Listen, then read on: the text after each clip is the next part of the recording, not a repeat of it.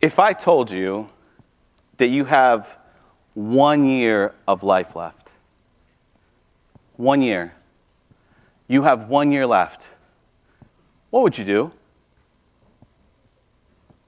What would you change?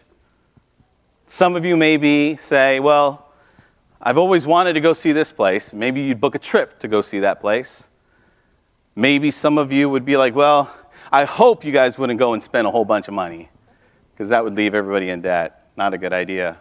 Some of you may think, well, I haven't seen my parents in a long time. Maybe I'm going to go pay them a visit. Or maybe there's some friends that you haven't seen in a long time, and you're like, maybe I'll go do that. Maybe some of you would say, I'm going to plan my funeral. I'll choose what I want to put on my tombstone. I looked up and I found that some people did exactly that. They decided to write their own tombstone. One person wrote, "Gone fishing permanently." Another person said, "Don't worry, I'm not really here." Another person said, "At least I left the toilet seat down." They were married. This one put, "Unsubscribed." Interesting. There was a gamer that wrote, "Responding in 3, 2, 1. If you play video games, you'll get that. And my favorite said this, "If you can read this, you're standing on my face." People choose to do different things. But you know what I think would be more interesting is not so much what you do, it's what people will say about you.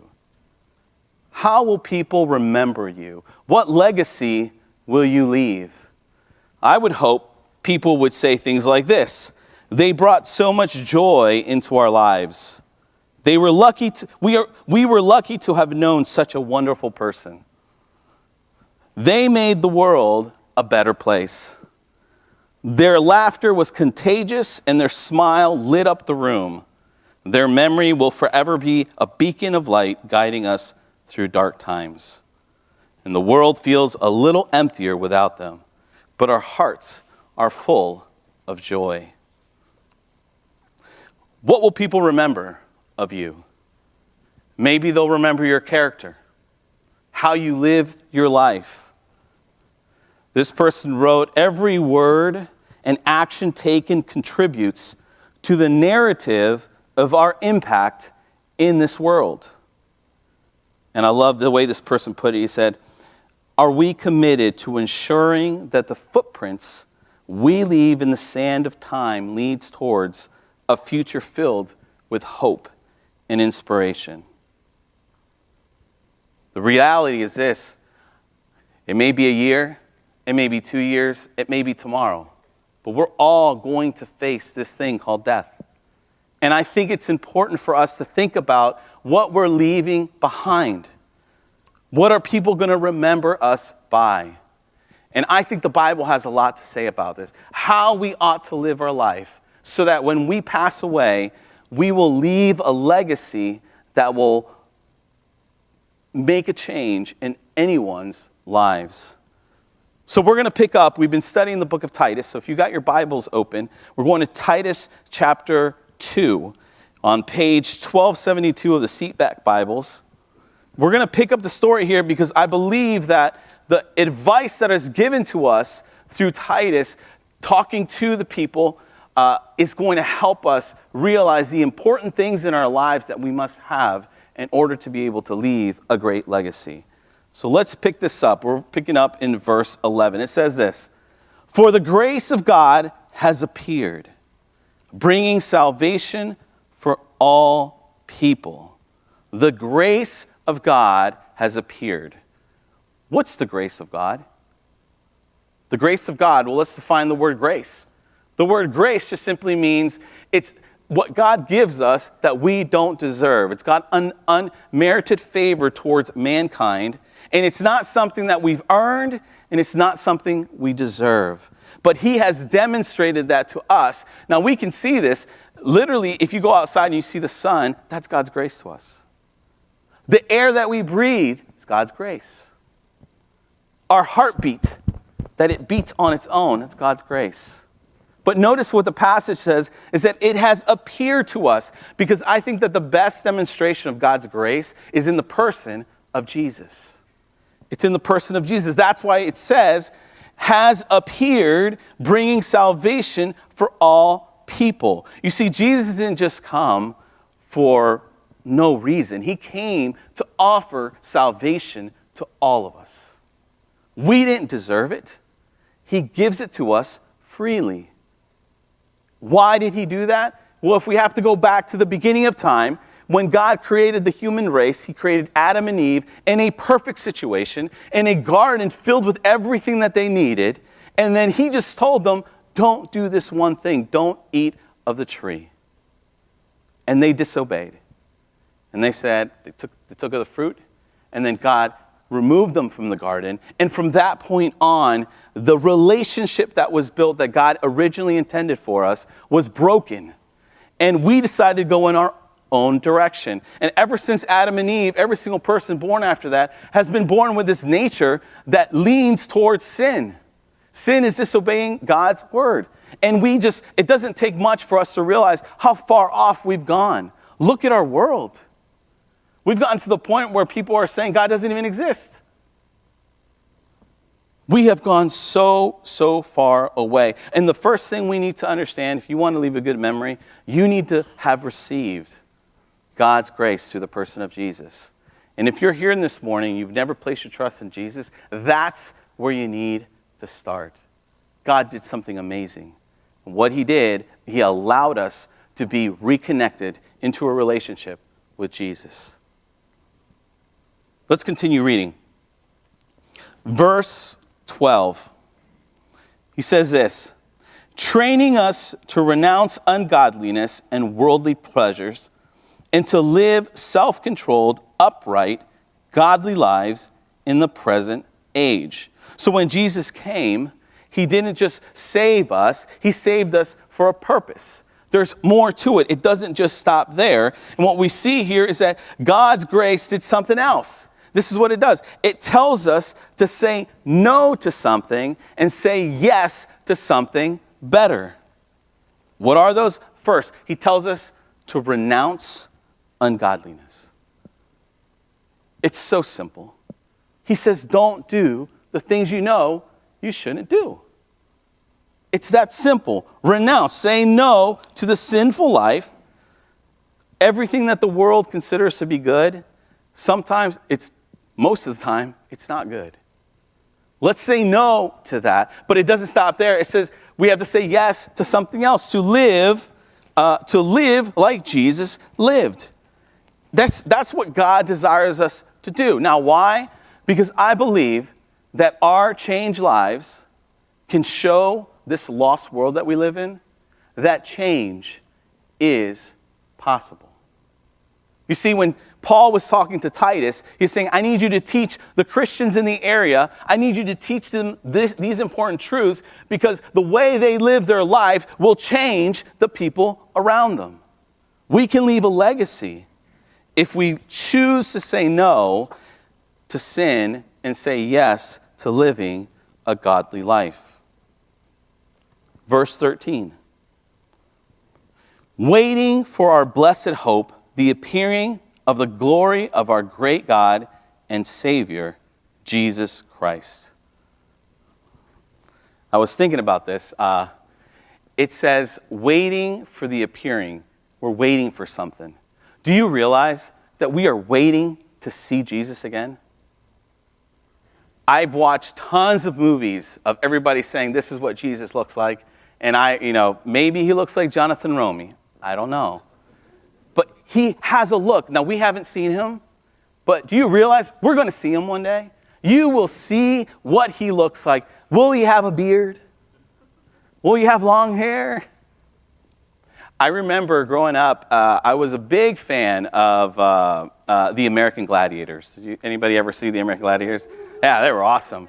And I remember when a friend of mine, my next door neighbor, invited me, I probably was like 8 or 9, invited me to go see the American Gladiators live at the Patriot Center. And I was so excited. And if you don't know what I'm talking about, there's a picture here of Nitro. Nitro was like the guy that I loved. He's the one on the left. Come to think of it, the other guys look a little bigger than he is. But I would see this guy perform and, on TV, and he would just destroy everybody. I was like, man, this guy is no joke. So leading up to actually seeing this guy, I got so excited. And I was like, oh, I'm going to see him. I finally get to see him. And we show up at the Patriot Center, and we see them do their thing, and I still wasn't close enough. And then at the very end, it's like, go get their autographs. And I remember as I was walking up, and I was like, I see him. He's a lot bigger than I was. I walk up, and the first thing I said was, that's what you look like. That's what he looked like. I wonder if that's going to be the first thing out of my mouth when I see Jesus. So that's what you look like. But the fact is that we have this hope that one day we will see Jesus face to face. That's amazing. Let's see what else it tells us. This is in verse 14. Who gave himself to redeem us from all lawlessness and to purify for himself a people for his own possessions who are zealous of good works. Now, there's three things he mentions here. One, the purpose of what Jesus came to do. One was to redeem us. That Greek word is only used 3 times in the New Testament, and it means to release on receipt of ransom, to redeem, to liberate by payment of ransom. You know what that tells me? It tells me that Jesus paid a price. It wasn't something that, yes, he's God, that he just came up and said, here you go. It cost him everything. We just celebrated Easter. During the day before Easter, I sat down and I watched The Passion of Christ by Mel Gibson, and I was just, it tears me apart to see what possibly he would have suffered. It's not the pictures that we see of someone just hung there. He suffered. He was spit on. He was beaten to the point of not being recognized. It cost him everything, and he did it because he loves us. He redeems us. It is his work on the cross, not what we can do. It's what he has done. His death gives us true freedom. The other thing he does is it says he purifies us. He purifies us. He makes us clean. At the age of 14, I gave my life to Jesus. And at that age, I was doing things I shouldn't have been doing at such a young age. And what made me realize what Jesus did was when I realized he could wash everything away. And it's not like he just fixes it. He makes it new. He purifies us, cleans us for the purpose, and number 3 is for good works. He does this because he cares. He does this because he purifies us. And he does it so that we can do good works. Why?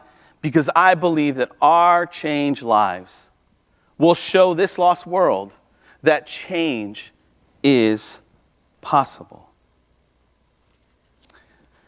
I went to, my boy, I'm not going to do a magic trick. I went to, my son had a birthday party, and we had to put a piñata up. And I said, well, I have some rope. It was this rope, but it was longer. So I had to put a piñata up, and there was this little tiny loop, and I had to try to fit this loop inside this little thing, and it just wasn't working. And because we had all these little ends that were off, and it almost made the rope completely useless. There was no way this thing was going to do anything for me. And I think that our lives have become like this. Gotten so dirty, fallen apart by all the trials that we go through and all the things that we've done. Got to the point where this is no longer useful. And I don't know about you, maybe you're feeling today like you're like this, that you have no purpose, that you don't know what good are you for this world. But this is what Jesus does. Jesus comes and he will cover this and he'll put this back together to its original masterpiece, similar to this. Let's not live like this. Let's give our life to Jesus, and then he will make us whole again, where we become useful.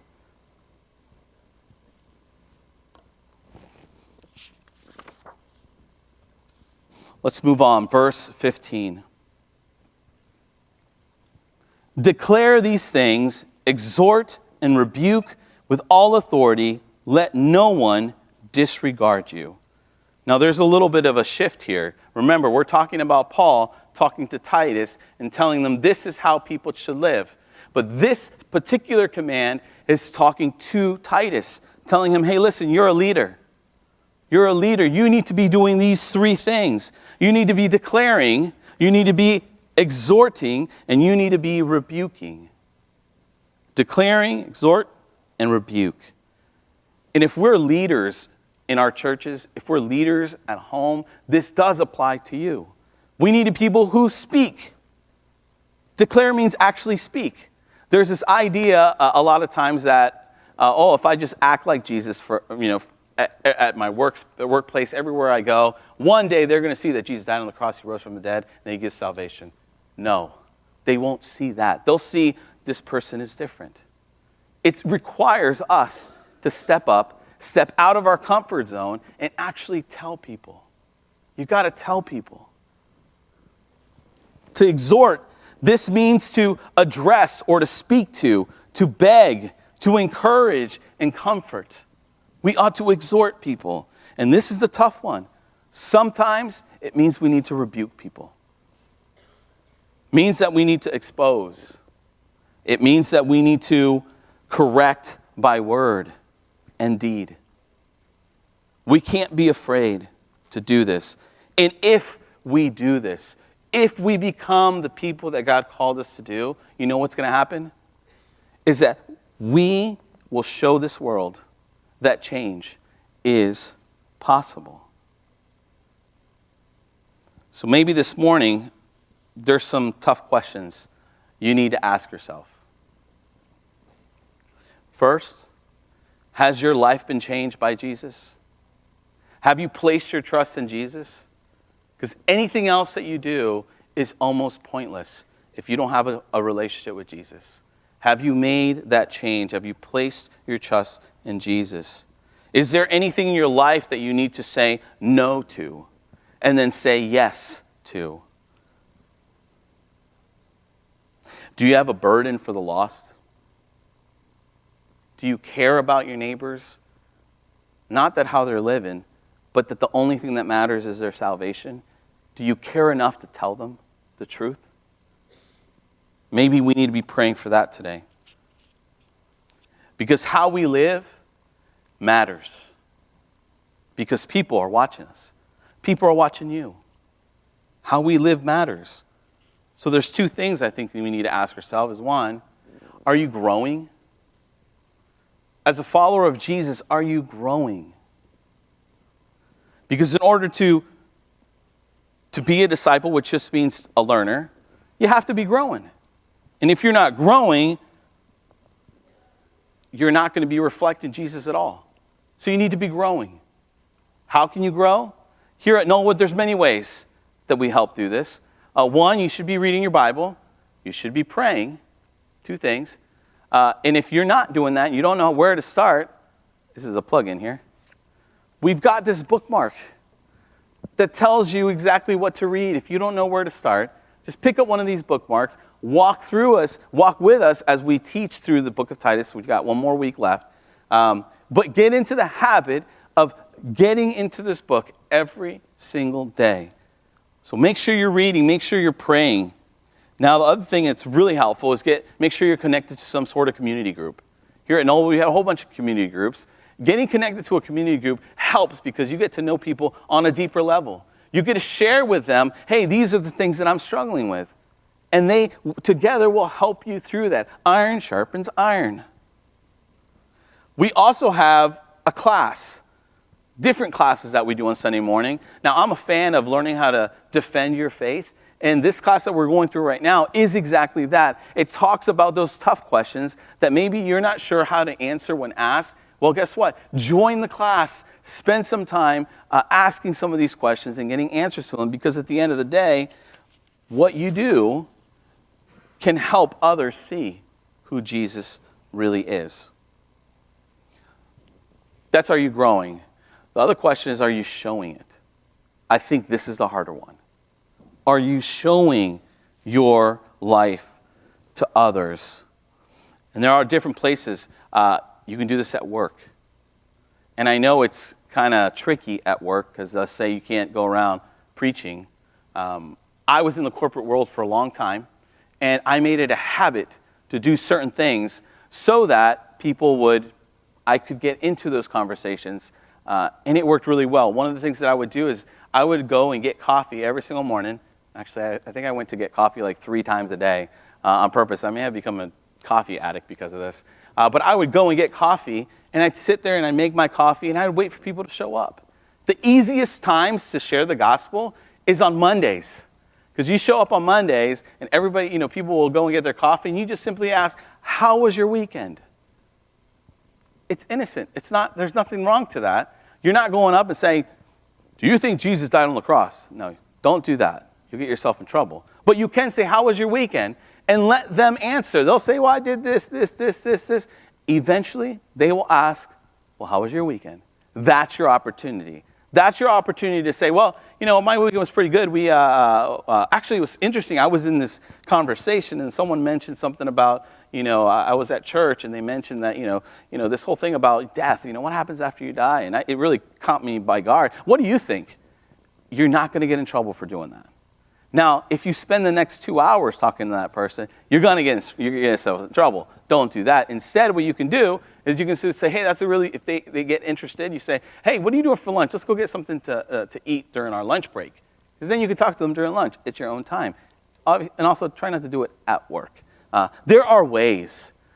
There's no excuse. Where I was working, I think everybody in my office knew that I was a believer. They all knew. I looked for every opportunity to make sure people knew that I was a follower of Jesus. I wasn't afraid, but it's something that we need to be doing. Now, if there's some students in this room who, you're in school, what I would do, and I'm giving you an example of stuff that I did. I'm not going to tell you, try this. No, these are things that I did. When I was in high school, high school, I would go around looking for empty seats, and I'd find, this person's sitting all by themselves. I'd go sit with them. And I'd say, how are you doing? Most of the time, people are looking for friendships. Learn to make a friend. At home, we have a responsibility as parents to teach our kids. And it's not easy. I got 4 little ones, and they're starting to get up there. And it's a daily challenge. I just want to make sure as much as possible I can share with them Bible stories. I can tell them about Jesus. And I pray that God is going to work through that. The other way that we can all do this is how you react to situations. Maybe at work something happens. Look at the way you react. Let them see how you react. Why do we need to do this? Well, we live in an extremely lost world. Think about that for a second. How lost is our world? We live in a world where people can't even figure out who they are anymore. We live in a world full of hurting people, lonely people. We live in a world where kids are suffering. That's the world we live in. We can make a difference. We will leave a legacy. You will leave a legacy. What will yours look like? What will people say about who you were? What will people say was most important to you? The hard one is, I think, is what do you think your kids will say about you? Let's not put this aside. We don't know when we're going to die, but let's start working at being who God calls us to be, because it can make a difference in this world. I want you to imagine this room being completely dark. Completely dark. And I want you to imagine that I walk in and I have a candle. And I light that candle. Now, this little light will kind of glow in kind of my area, kind of about right here. And as it flickers, maybe you'll see a little bit of light kind of hitting the walls, kind of like dancing with the shadows, and just that little tiny light. And imagine someone else walks in, and they have a little candle, and then they light that candle. There's a little more light, isn't there? There'd be a little bit more light. Now we've got a light over here, a little light over here, and that light's now kind of combining and making that room, that darker room, just a little bit lighter. Imagine if we all had that. If all of us walked into this room with our light lit, that room would have no space for darkness. That's what we ought to do. Together, we can make a difference because our changed lives will show this dark and lost world that change is possible.